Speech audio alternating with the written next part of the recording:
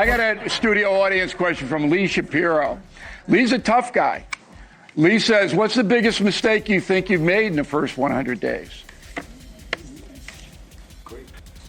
I'll tell you, that's the toughest question I can have because I don't really believe I've made mistakes. You made any mistakes? We're in a transition period. On NewsNation, these three chatted with Donald Trump. To anyone watching this with half a brain, it was quite clear it did not go well for the current president. Mr. President, thank you for your time. It's interesting that you brought up Harvard because when people think about Harvard, what they're basically talking about is they're asking, what do you say to those who view your actions as an attack on academic freedom rather than a defense of fairness? What do you say to that? Well, I say this. We had riots in Harlem, in Harlem, and frankly, if you look at what's gone on, and people from Harlem went up and they protested, Stephen, and they protested very strongly against Harvard.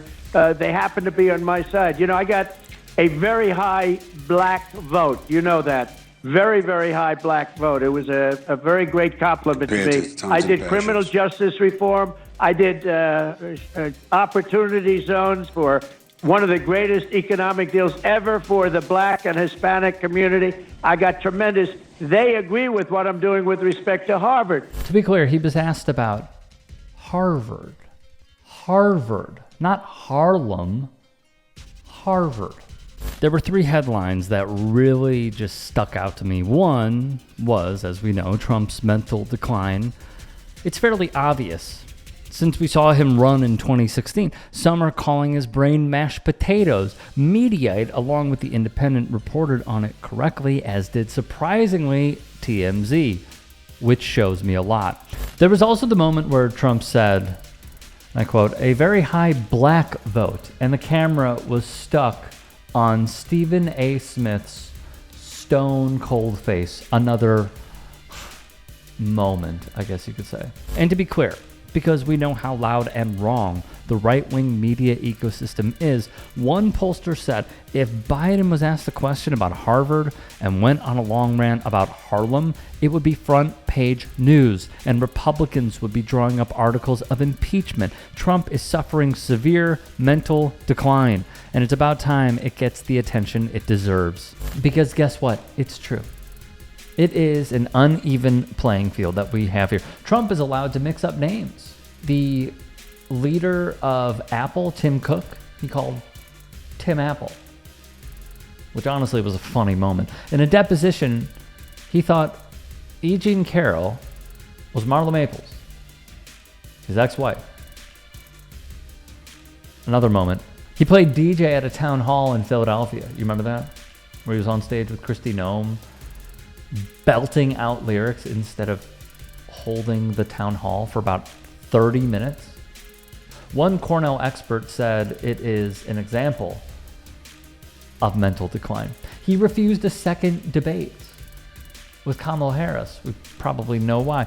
And he failed to recite his line of person, woman, man, camera, TV. Remember that when he said he aced the test, did the best performance in the test ever.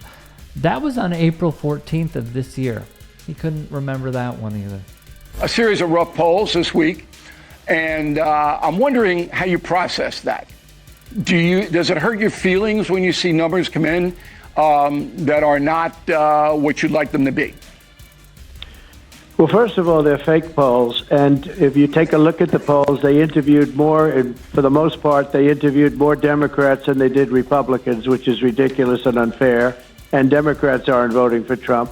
And you look at him, John McLaughlin, who's the most respected pollster, said I'm at 50, 55, and maybe even higher than that. And he said that these polls are largely fake. When you look at the New York Times, when you look at the Washington Post, ABC, they predicted I was going to lose Wisconsin by 17 points, and I ended up winning Wisconsin. They predicted I was going to lose the election, and I ended up winning the election. They're fake polls, number one. And I think it's a very important thing to know that and to understand it. And because polls are no different than fake writers or journalism, and it's not a pretty thing. Let's also be blunt. John McLaughlin is a Republican pollster. So to be clear, because we have seen these attacks for a long time, if you agree with him and you show him support, and lend your own credibility to him and applaud him and just suck up to him in any way, you get a pass and you are seen as a great person, a smart person, a favorable person.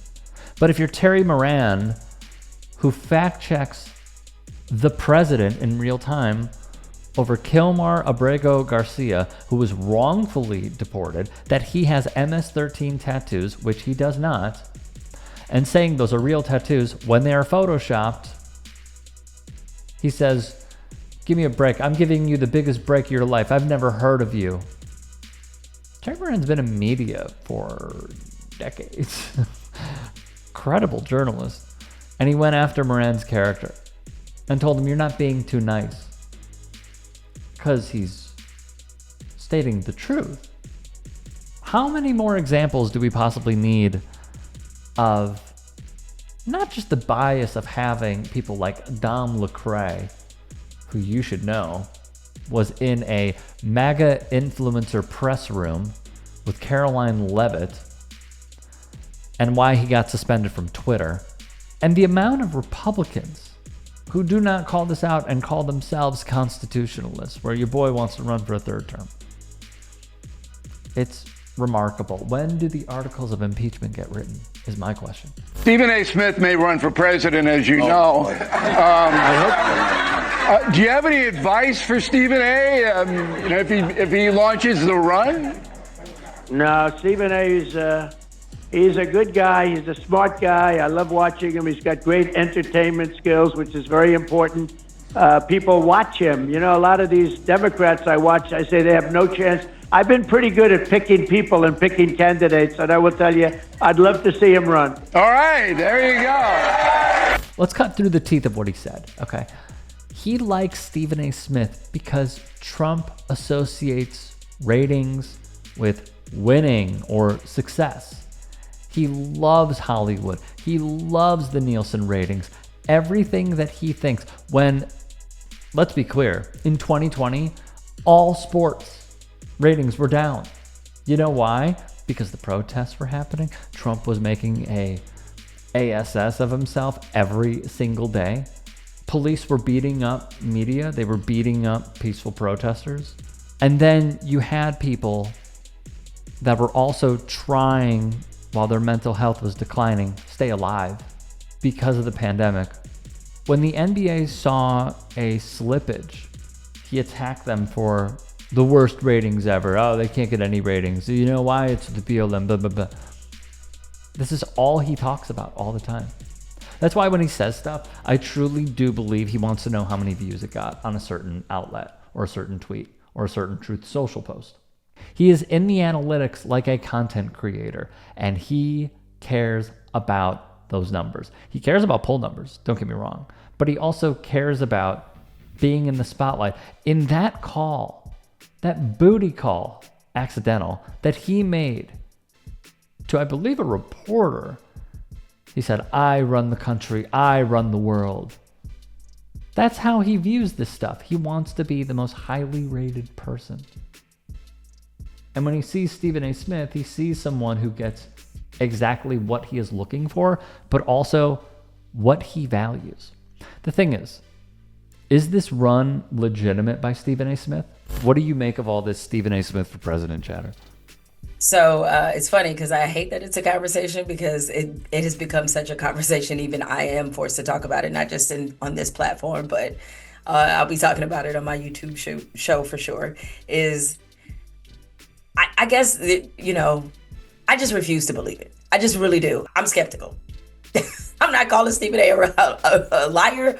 I am skeptical, and I would love to know who are these people that are saying, Stephen A. Smith, you should run for president.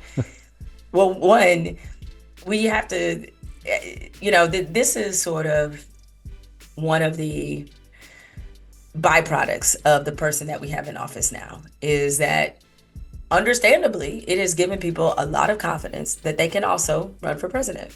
And in an age and a time where the disrespect for actual expertise is at an all-time high, and we're constantly, there's an anti-intellectual movement. And I'm not saying that Stephen A. is not an intellectual, and nor am I coming after him in terms of his, I know what you're saying. His ability. So I'm not saying that, but I'm just saying in general, the mood in the country is that expertise is bad, to be smart is bad, to have experience in something is bad. That you have people on social media that will sit up there and argue with a renowned scientist about something in their field, and will leave there thinking they're smarter than them. And I'm just like, how did we get here? Former ESPN host and ex-co-worker of Smith's, Jamil Hill, joined me on my podcast, The Rick Strom Show, which you all should go subscribe to. And she basically said she's not buying it. I guess some of it comes from the fact that people have a deep distrust of government, something they have earned. And now everybody is thinking, well, the new government needs to be the anti-government. It means to be somebody with no political experience whatsoever, that has never run for government office. Like, that person will be true to politics. They will be true to the system. They will stand up for us. People, we have seen too many examples that, politics is actually a skill. Yeah. It does require you have some level of expertise in this, especially when we're talking about geopolitical affairs. I try to throw a shot, but this is the same dude who, in his field of expertise, referred to Cade Cunningham as Wade Cunningham. But that's who you want to put in charge of massive geopolitical matters. I'm just saying. Hey, I appreciate you watching. Now, if you can, please do become a channel member by going to youtube.com/TYT Sports and clicking the join button. If that's too much for you, you can just go to tyt.com/join to become a member. It helps all of us out here at the Young Turks and keeps our network afloat. In addition, you could follow me on my socials on Twitter, Instagram, and TikTok. Appreciate the love. Have a great day.